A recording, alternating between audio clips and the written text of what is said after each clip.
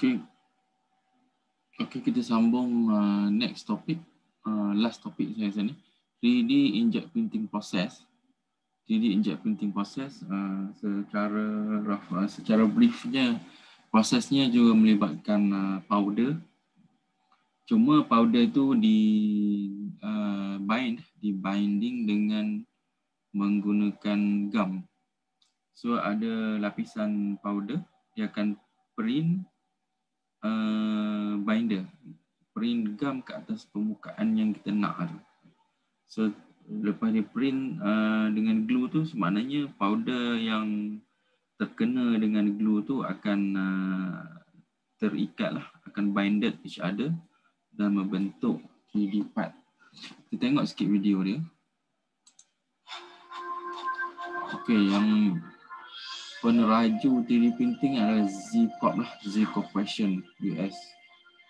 Now, create full color 3D models more quickly, easily, and affordably. Kelebihan mesin ni dia boleh print color dekat surface dia, dekat surface luaran lah. Biasanya dia print dekat surface luaran lah.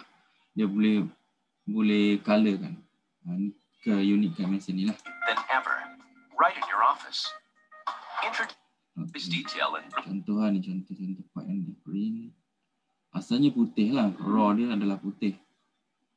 Okey, daripada ni, okey ni contoh-contoh part dia lah yang dia boleh colorkan. Okey. Ini daripada platform. Okey.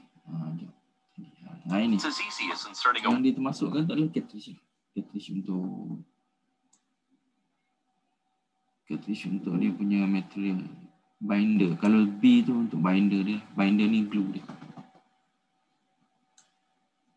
Lepas tu ni powder. Okey, head tengok ini dia tengah buat ni. Ni printing head macam inkjet punya printing biasa. Proses dia. Inkjet punya printing. Tapi dia lalukan binder. Dalam kalau kita punya printer biasa tu dia ada ink kan. So yang ni dia lalukan binder. When ready, click 3D print and watch your 3D model emerge from the bottom up, one cross section at a time. Dia macam printer biasa je. Dalam tu ink macam inkjet printer Advanced inkjet technology builds models 5 to 10 times faster than other rapid prototyping systems. So you get your model in hours, not days. When printing is complete, ni proses ni nak tunjuk ni dia dah siap. Dia dah siap, dia keluarkan powder tu. Tinggal part lah untuk kita buat post processing. A vacuum and motion system automatically removes up to 80% of loose powder and recycles it for future use.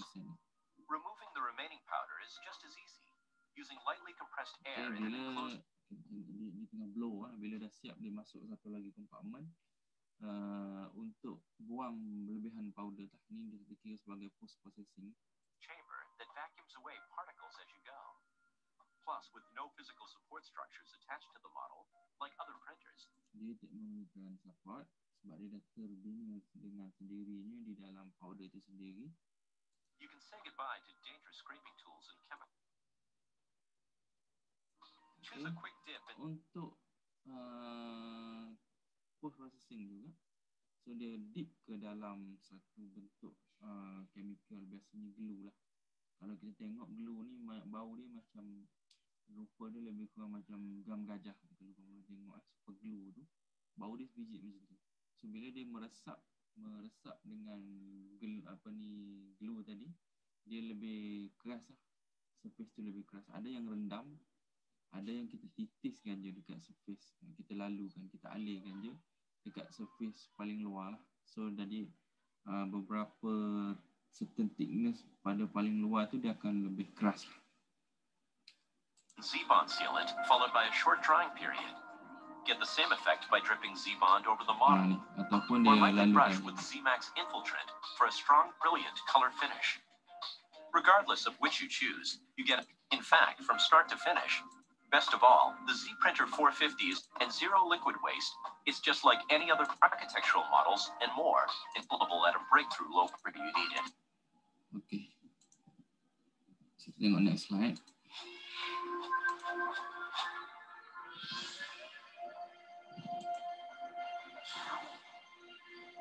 Okay, next slide. Now, create full. Okay, ni like, nak menerangkan lebih detail lah macam mana proses printing tu berlaku. Jadi 3D inkjet printing process ni adalah teknologi yang bind powder together layer by layer. Uses standard inkjet printing technology. So konsep dia simple dia sebenarnya. Daripada satu layer dia glue kan mengikut surface yang dia nak dengan menggunakan inkjet printing head saja. Dia sangat laju dan low cost dalam kategori lah, sangat laju, tapi kekurangan dia nanti tengoklah. Okay, dia move print head over bed powder upon which it prints cross sectional. Dia konsep dia sama dengan SLS tadi. Cuba ingat balik SLS tadi macam mana. Jadi untuk yang ni powder yang tak digunakan bila dia bawa untuk dapatkan layer baru atas platform tu, dia tadah, dia jatuh ke bawah. Powder yang tak digunakan tu dia boleh recycle, boleh guna balik untuk buat printing baru. Ni kelebihan mesin ni lah. Dia tak memerlukan support. Okay, material dia boleh digunakan semula, reusable. Okay, dia yang spec ada color, dia boleh full color printing lah pada part tu. So color dia pun dia punya basic principle of working dia pun pengguna 4 warna saja, CMYK. CMYK kan maksudnya kan. Warna dalam color. So kelebihan dia adalah boleh print multiple part dalam satu masa. Ini semua printer biasa, 3D printer lain pun macam ni lah. Selagi platform dia tak penuh, kita boleh isi.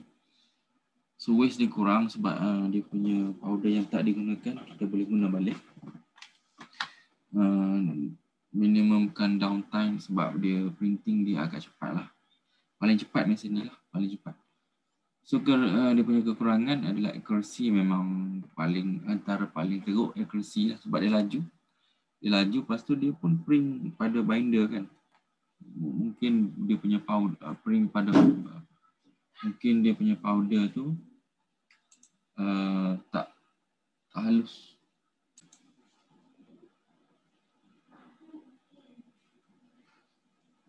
Okey, lagi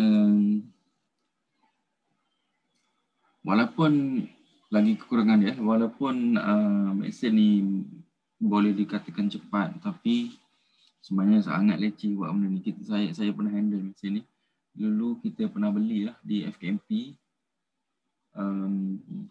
FKMP dulu ni kita punya lab tu antara yang the best dalam APT lah, punya setup sebelum ni lah. Sekarang dah banyak universiti yang dah ada 3D printing lab. Jadi masa tu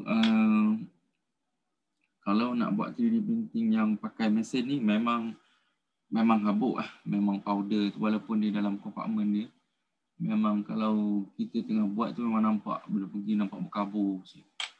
Kena pakai mask. Nak handle powder ni memang leceh. Lepas tu nak bagi keras yang glue ni tu, kadang-kadang kita guna super glue je. Super glue tu gampang faham je lah. Kalau tersalah tak pakai glove, terlekat kat tangan kita yang melekat. Lepas tu bau dia sebenarnya bahaya lah.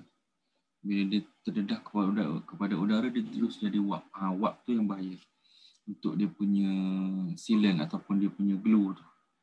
Bagi keras.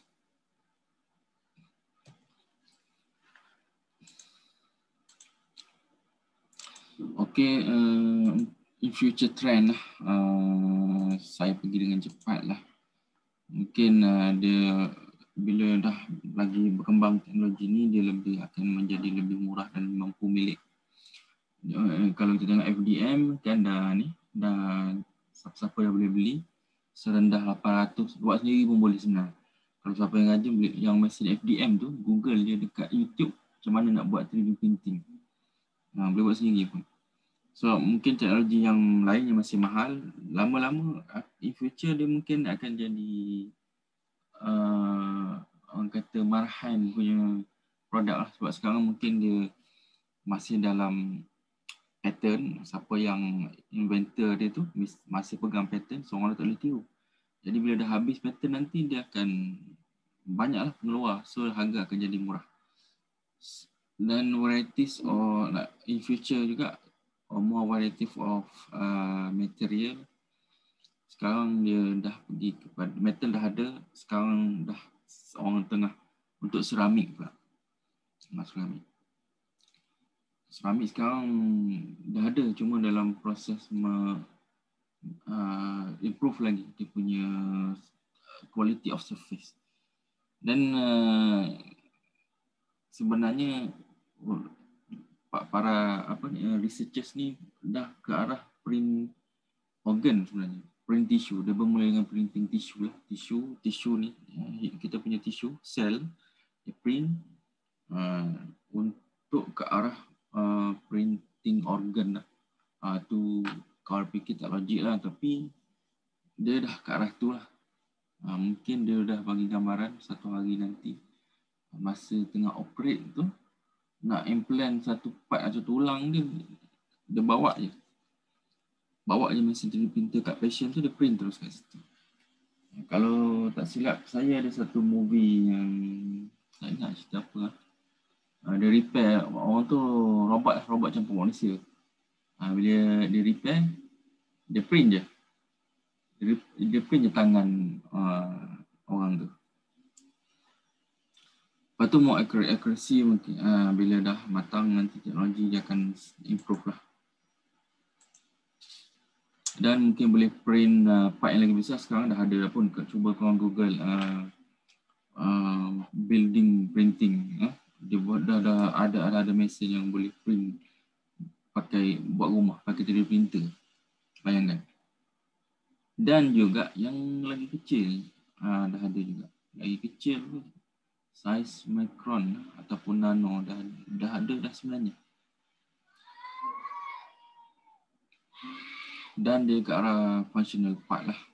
Maknanya terus function, bukan limited untuk model saja. Okay, extensive medical application untuk medical akan lebih meluas lah. Repair and reuse, maknanya part contoh kat rumah pipe ke apa ada part yang rosak ataupun tak lagi DIY, terus print kat situ je. Functionally Guardian material ni contoh dalam satu printing dia perlu dia boleh, makna satu part tu metal. Lepas tu mungkin certain bahagian kita pemegang dia nak letak gripper, dia boleh letak rubber. Dia dah ke arah tu. Dah ada pun sebenarnya researcher yang nak buat benda tu. Okey, saya rasa sampai sini saja. So hopefully dapat faham nota yang saya bagi, dan minta maaf kalau ada kualiti yang teruk dalam slide ini. So saya akan improve dari setiap masa. So slide ni saya record, saya tak recycle lah. Saya record untuk SEM ni. Saya bukan ambil yang recording yang dah lepas, so saya recycle. Tak. So hopefully kalau ada apa masalah boleh tanyalah masa perjumpaan kelas nanti. Okey, terima kasih.